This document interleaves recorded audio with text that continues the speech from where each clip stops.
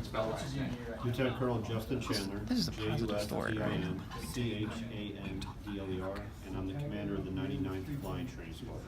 99th Flying Training Squadron. Give us, again, kind of an overview from your perspective of this technology, the need for this technology, and how you're using it.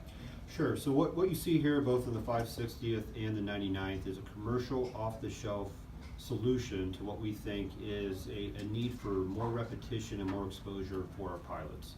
This low-cost system costs between $4,000 and $7,000 a copy, and that really is revolutionary when you compare that to the cost of a traditional simulator. We have these very exquisite simulators, but because of their cost in the millions of dollars, it limits the exposure and the time that we can schedule our students there. So when you have a system like this, you can have one for every student, and they get 24/7 access. They're able to get in and work on those areas that they need more exposure, more time, more repetitions. And we think that's truly revolutionary. With the current peer competition that we're experiencing on the geopolitical stage, we find that we need to reimagine and rethink the traditional methods of training, which are typically very linear, very industrial age approach. And we think that this more immersive technology and more kind of empowering the students to take control of their own learning is very empowering towards that process. And we think that that's truly revolutionary and speaks to that new generation in a way that even we can't quite understand.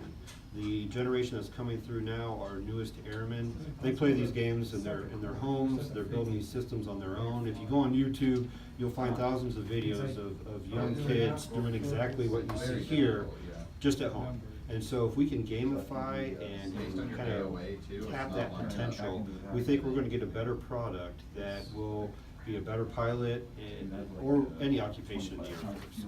We truly think that this approach, while very pilot focused now, has possibilities way outside of just aviation. We think, security forces, imagine having a headset on at the front gate of your base and you're simulating threats in the environment that you're actually working at day to day. Imagine a maintainer that has an augmented reality headset on, and they're able to take apart the engine virtually, put it back together, so they have more in-depth knowledge of what they're actually working on. And then the safety aspect of that. We have something backing up that individual, because everyone makes mistakes, but we want to try to avoid that. So the more we can really immerse the person, that individual, in this type of environment, the better product we think we'll get. Great answer. I love how you tied in kids and gaming and how it's a whole new generation of pilots. You mentioned, and I have a sense of what the two of you were talking about, but when you talk about peer competition, and maybe the difference in our previous conflicts versus what might be the next conflict perhaps, can you talk a little bit about that and how this technology would help us in that peer competition, but somewhere in there kind of, for like if an 8th grader is watching, kind of defining what that peer competition is. Sure. So the political environment globally has changed. We see a re-emerging Russia and a re-emerging China. They're both trying to exert more of their will on the international stage. So what that does is it provides a different problem set for the military. Instead of the type of conflict we've seen since September 11th, the global war on terror, that was a very different environment than what we would see if we went against a peer type threat. So since the Korean War, the United States has not had to really worry about air superiority. Our Army brothers and sisters have not had to worry about an adversary being able to attack them from above. Well, in a peer environment, a peer threat, that's going to change. And so we have to adapt and be ready for that.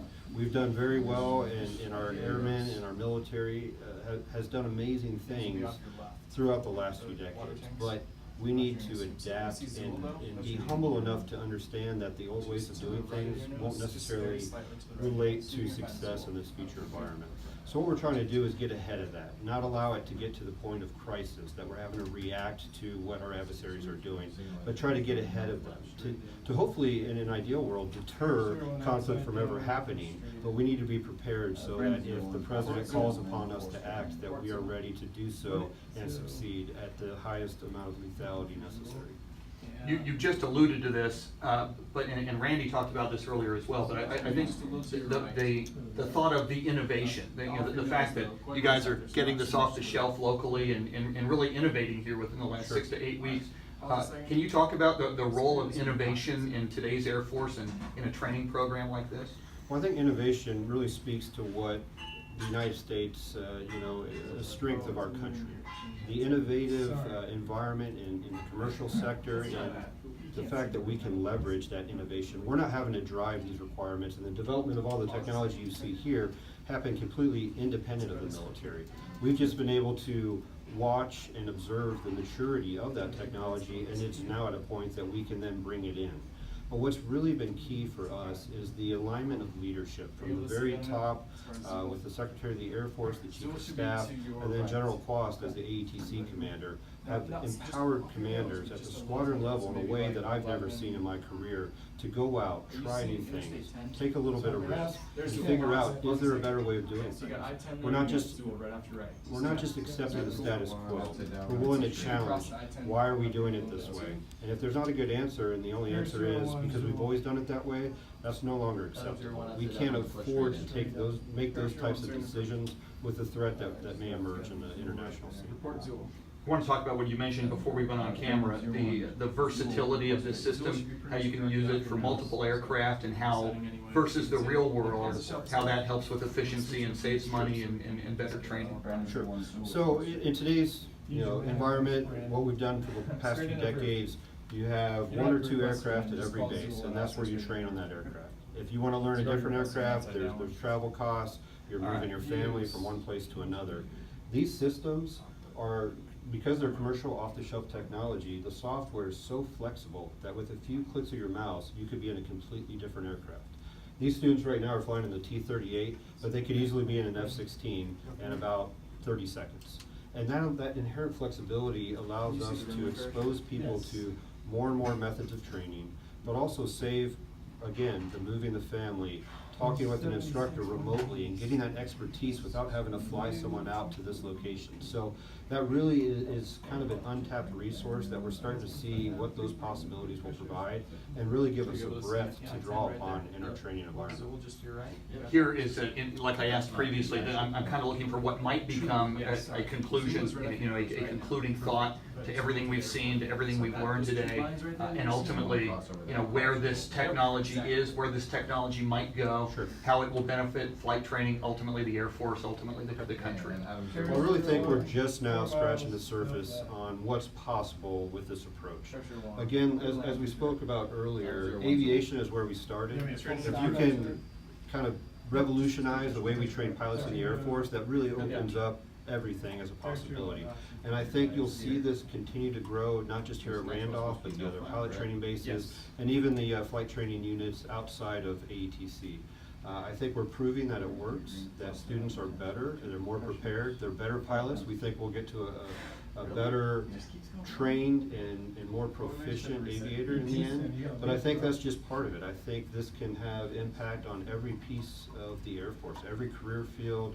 I think it will also connect with this new generation that's coming through. Every airman that comes in is more and more comfortable with this technology. So we can leverage that, and I think that the service will be better and more lethal in the end. Outstanding. Now, anything I haven't asked you, anything that you wanted to get to, and as you guys listen as well, is there anything that we haven't covered that we should cover? Okay, so the impact on safety, this environment in the virtual world, we can put students and pilots in situations that we can't safely replicate in the air. And the flexibility and the options to really get creative in what you show them, and drawing upon, we have records of any mishap that's previously occurred. Well, those can be replicated in the scenario that you set up for the student. And you can imagine where you have a artificial intelligence that is setting up a scenario as far as, here's what the weather is going to be, here's some of the other threats that you may encounter, and then set that up so that when you jump into the virtual environment, you've got this whole backstory to draw upon. So it's a little more realistic that way, rather than just the very artificial, okay, we're going to work on the fuel system emergency procedures today. Instead, you've got a scenario that more matches reality, and so it connects in a different way and really better prepares the students to really react and have that cognitive process that allows them to quickly identify what the issue is and then take care of it safely and bring the jet back. You said when your request closed?